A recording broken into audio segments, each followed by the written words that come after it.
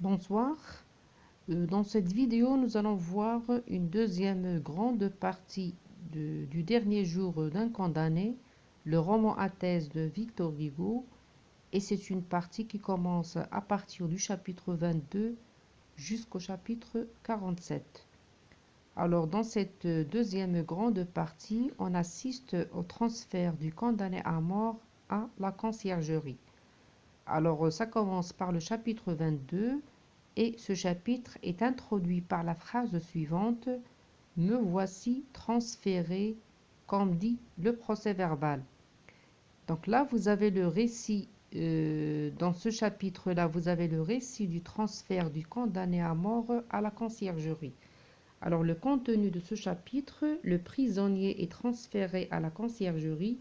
Il nous conte le voyage et sa discussion avec le prêtre et l'huissier. Pendant le trajet, il se montre peu bavard et paraît plutôt pensif. À 8h30, il est déjà devant la cour. Ensuite, vous avez le chapitre 23. Là, vous avez l'histoire du Frioche. Donc là, c'est un passage qui est plutôt très intéressant dans la mesure où vous avez le récit dans le récit. C'est-à-dire l'histoire du Frioche est relatée dans le moindre détail, alors que celle du condamné reste mystérieuse, elle est plutôt ambiguë. Et là, nous allons découvrir justement pour quelles raisons on a donné de manière détaillée l'histoire de ce Frioche. Alors, c'est qui ce Frioche? Alors, pendant ou bien avant même le transfert, euh, le condamné à mort a rencontré le Frioche au palais de justice. Alors, l'huissier conduisit le condamné à mort au palais de justice, et dans le cabinet du directeur, on procède à un échange.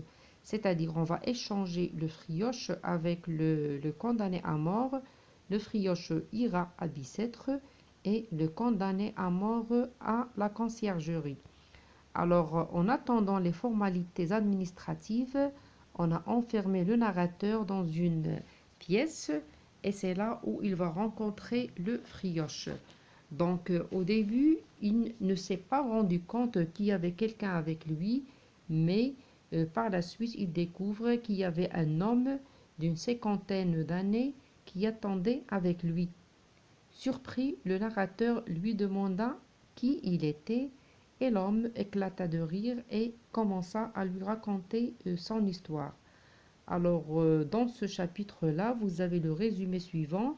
L'huissier remet le condamné en mains du directeur dans un cabinet voisin. Il fait une rencontre curieuse avec un autre condamné à mort qui séjournera dans la même cellule à Bicêtre. Le Frioche, le fils d'un ancien condamné à mort, lui raconte son histoire.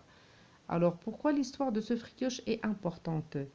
Elle est importante dans la mesure où l'écrivain qui est Victor Hugo, à travers l'histoire de ce Frioche, incrimine la société. C'est-à-dire, ce récit, le récit de ce Frioche, démontre l'engrenage, ou bien nous montre l'engrenage fatal de la délinquance, c'est-à-dire la misère, le refus de la société de réinsérer les anciens détenus, comment elle peut produire ou bien créer des criminels. Puis, il met en valeur aussi l'injustice des châtiments qui conduisent à des peines de plus en plus lourdes. Et puis, ces condamnés à mort, ou bien plutôt ces criminels, parfois, ils sont victimes de la société. Donc, ce sont des choses que nous allons découvrir à travers l'histoire de ce Frioche. Alors, le Frioche, c'est le fils d'un voleur qui avait fini pendu. Il était lui-même devenu voleur par nécessité, c'est-à-dire il volait pour vivre. Donc il était arrêté la première fois à 17 ans, il avait été condamné ensuite à 15 ans de bagne. Il avait tenté de mener une existence honnête, c'est-à-dire il voulait être quelqu'un de bien, mais personne n'acceptait de lui fournir du travail.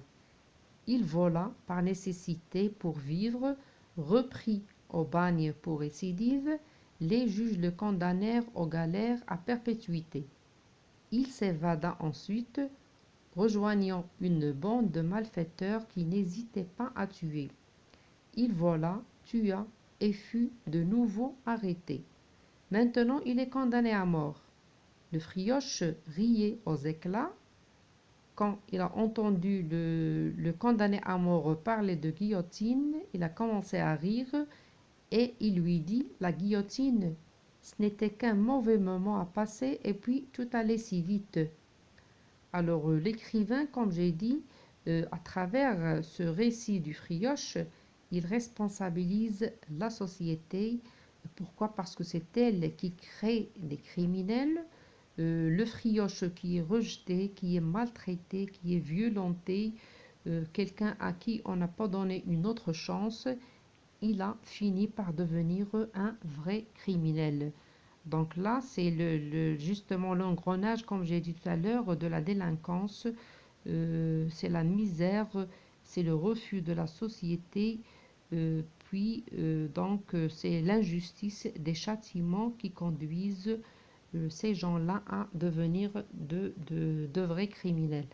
Alors en attendant la suite de cette deuxième grande partie, je vous souhaite une très bonne soirée et à bientôt.